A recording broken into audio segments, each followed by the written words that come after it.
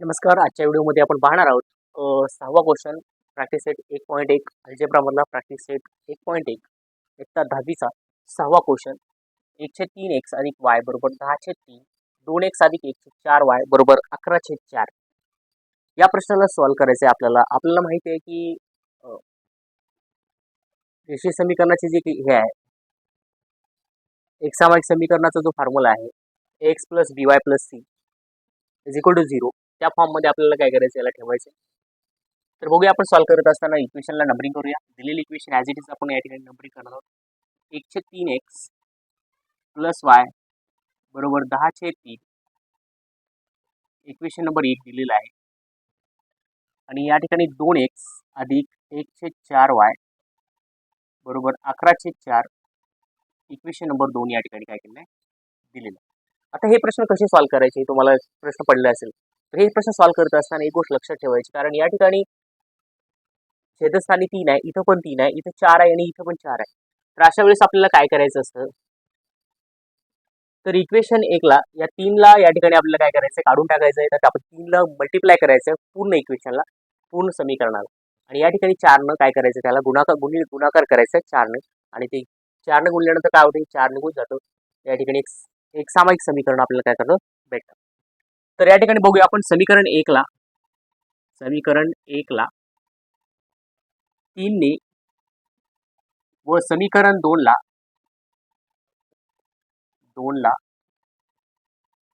4 ने गुणून काय भेटतं बघूया.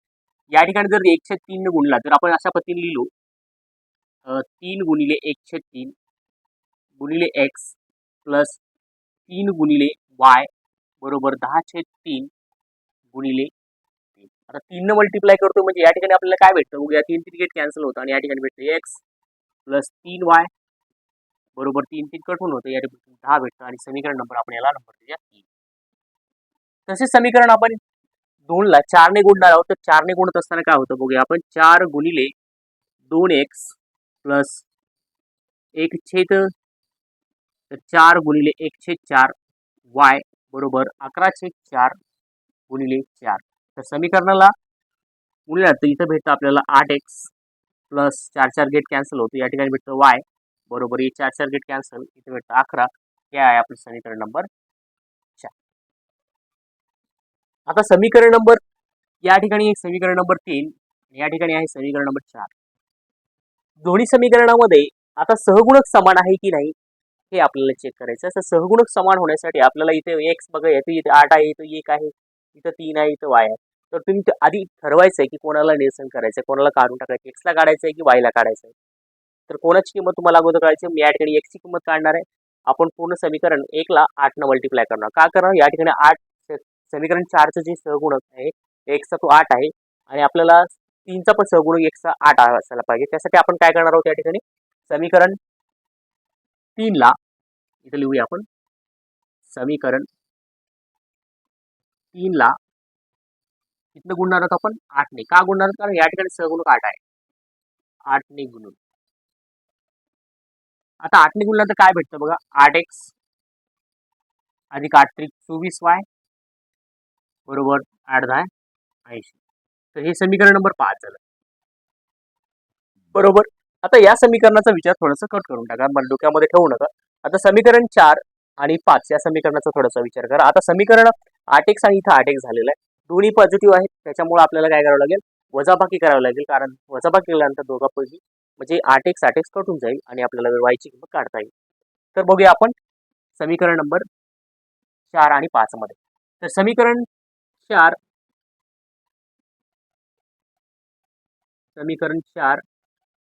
व 5 ची वजाबाकी करू. काय करूया, वजाबाकी करू. तर ठीक आहे, आपण समीकरण 4 व 5 ची वजाबाकी करूया. बघा, समीकरण 8x अधिक y बरोबर 11 आणि समीकरण आपल्याकडे आहे 8x अधिक 24y बरोबर 80. हे समीकरण आहे.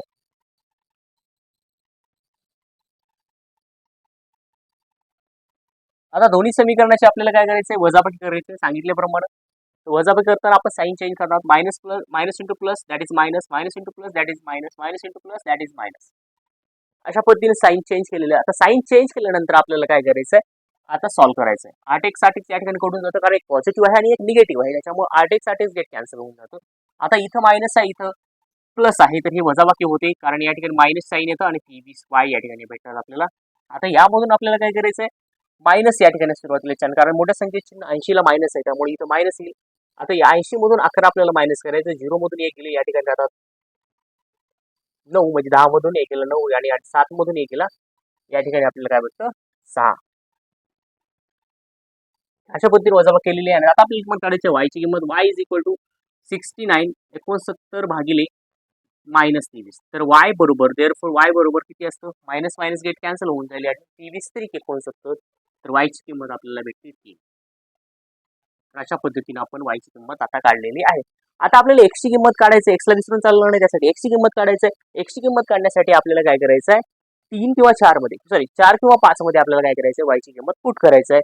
तर y बरोबर 3 ही किंमत समीकरण समीकरण 4 मध्ये ठेवू, म्हणजे जिथे ठेवायचं तिथे लिहा आणि काय करा, पुट करा. आता y ची किंमत 3 आहे, आपण समीकरण 3 मध्ये ठेवणार आहोत. 8x अधिक 3 बरोबर 11 बरोबर 11. तर या ठिकाणी 8x बरोबर या 3 ला या ठिकाणी आपण ट्रान्सपोज करूया उजव्या साईडला, 11 मायनस 3 होईल या ठिकाणी. तर 8x बरोबर 11 मधून 3 गेले या ठिकाणी 8 राहतात, तर x बरोबर आपल्याला 8 भागिले 8 करता येईल आणि x ची किंमत या ठिकाणी आपल्याला काढता येईल 8 1 8. अशा पद्धतीने आपल्याला दोन किमती भेटलेल्या आहेत. म्हणून या संख्येचा उकल संच आहे. उकल संच काय आहे, उकल संच आहे x बरोबर 1 आणि y बरोबर 3. अशा पद्धतीने आपल्याला काय करता येतं, सॉल्व्ह करता येतं. हे आहे प्रश्न, हे आहे त्याचं उत्तर. अशा पद्धतीनं प्रश्न आपल्याला काय करता येतात, सॉल्व्ह करूयात. घेऊया जो की 7 नंबरचा आहे. 99x अधिक 101 y बरोबर 499 आणि 101 x अधिक 499 y बरोबर 501. अशा पद्धतीचे दोन समीकरण आहेत. तर एक तर हा समीकरण नंबर 1 होईल आणि हा समीकरण नंबर 2. आता या प्रश्नाकडे बघितल्यानंतर आपल्याला असं जाणवतो, या ठिकाणी बघा 99x इथं 99 क्रॉस मध्ये जर चेक केलं तर आपल्याला दिसतात या ठिकाणी बघा x चा सहगुणक 99 आणि इथं y चा सहगुणक 99 दिलेला आहे आणि सेकंड मध्ये फर्स्ट मध्ये 101 y चा सहगुणक 101 आहे आणि इथे x चा सहगुणक 101 आहे. असं क्रॉस बघितल्यानंतर आपल्याला समजेल. आणि अशा पद्धतीचे प्रश्न आल्यानंतर आपल्याला सुरुवातीला काय करायचं आहे, सुरुवातीला बेरीज करायचं आहे, त्याच्यानंतर वजाबाकी करायचं आहे, त्याच्यानंतर आपल्याला दोन समीकरण भेटतात, पुन्हा त्या समीकरणाचा विचार आपल्याला करायचा या ठिकाणी. आपण कशा करतोय स्टेप बाय स्टेप आपण करूया, पाहून घेऊया.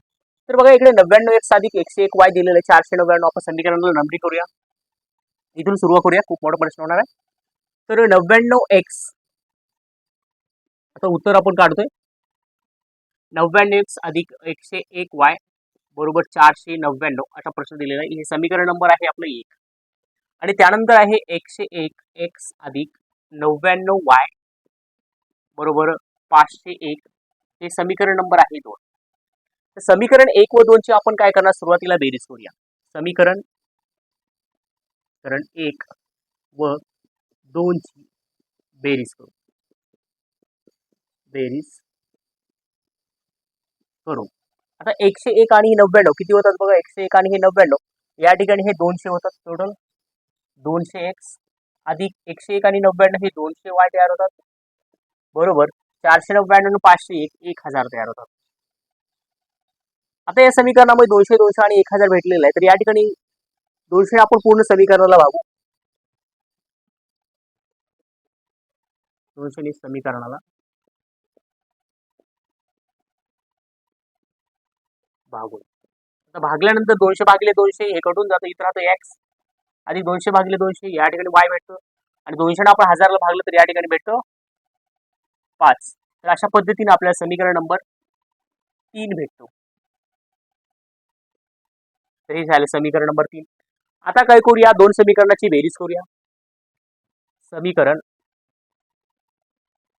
1 व 2 ची आता वजाबाकी करूया, वजाबाकी करू काय भेटतं बघूया.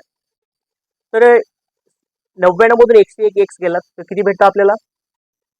101. 99 छोटी संख्या आहे, मोठी संख्या एक्स आहे, मायनस इथं असणार आहे, त्यामुळे 101 मधून 99 गेले आपल्याला भेटतं मायनस 2x प्लस 101 मधून 99 गेली या ठिकाणी 2y भेटतो आणि 501 मधून 499 गेल्यानंतर आपल्याला मायनस 2 भेटतं. बरोबर. तर या ठिकाणी समीकरणाला 2 ने भागून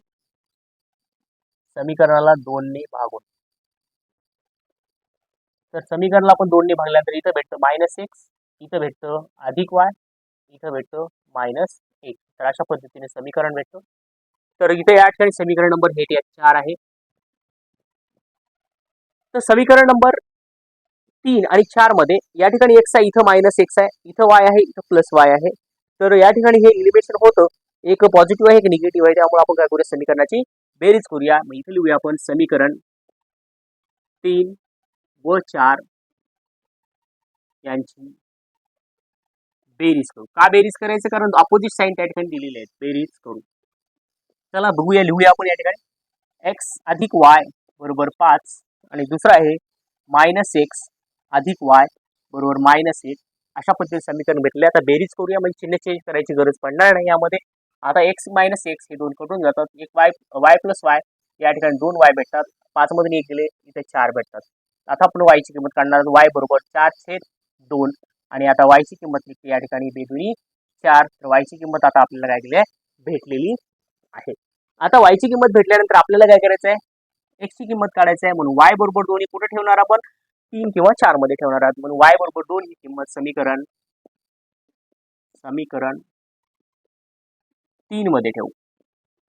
जिथं करताय तिथं ठेवू. आता इथं एक्स प्लस वाय, या वायची किंमत आपल्याला ठेवूया एक्स प्लस 2 बरोबर 5. तर एक्स बरोबर 5 मायनस 2 आणि इथे एक्स ची किंमत भेटणार आहे आपल्याला 3. म्हणून या ठिकाणी भेटलेली आहे एक्स ची किंमत एक्स बरोबर 3. आता उकल संच काय असणार आहे आपला? उकल संच असणार आहे आपल्याकडं या ठिकाणी एक्स बरोबर 3 आणि वाय बरोबर 2. हे आहेत आपले उकल संच. म्हणजे या प्रश्नाचं उत्तर बघा किती सोपं आहे. जर असे प्रश्न द्याल तर तुम्ही क्रॉस चेक करायचं, कारण सेम जर दिसत असतील तर सुरुवातीला काय करा, बेरीज करा, त्यानंतर वजाबाकी करा. हे आहेत त्यामध्ये क्वेश्चन. आणि असाच प्रश्न एक तुम्हाला या ठिकाणी दिलेला आहे, हाही प्रश्न तुम्हाला तसंच करायचा आहे.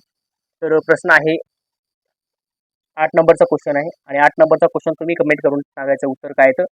तर 49x मायनस 57y बरोबर 172 आणि दुसरं आहे त्याच्यातलं इक्वेशन 57x मायनस 49y बरोबर 252. याही प्रश्नाला तुम्हाला काय करायचं आहे, अशाच पद्धतीने करायचं आहे. बघा या ठिकाणी क्रॉस चेक केला तर 49x 57 असंच दिलेलं आहे आणि बाकीचं ती फर्स्ट स्टेप तुम्ही काय करणार, बेरीज करणार, त्यानंतर दुसरी स्टेप वजाबाकी करणार. असे प्रश्न कुठे जरी दिले असतील तर तुम्ही परत तुला काय करा, बेरीज करा, त्याच्यानंतर वजाबाकी करा. कारण 2 मार्कासाठी तुम्हाला एक्स प्लस वायची किंमत काढा अशा पद्धतीने एक्स प्लस असं दिलेलं असतं, एक्स प्लस वायची किंमत काढा किंवा एक्स मायनस वायची किंमत काढा, असाही प्रश्न तुम्हाला दिलेला असतो. तोही प्रश्न तुम्हाला अशाच पद्धतीने सॉल्व्ह करायचा आहे, तुम्हाला सॉल्व्ह करता येतो. तर याचे उत्तर तुम्हाला काय करायचं आहे, कमेंट करून नक्की सांगायचं आहे.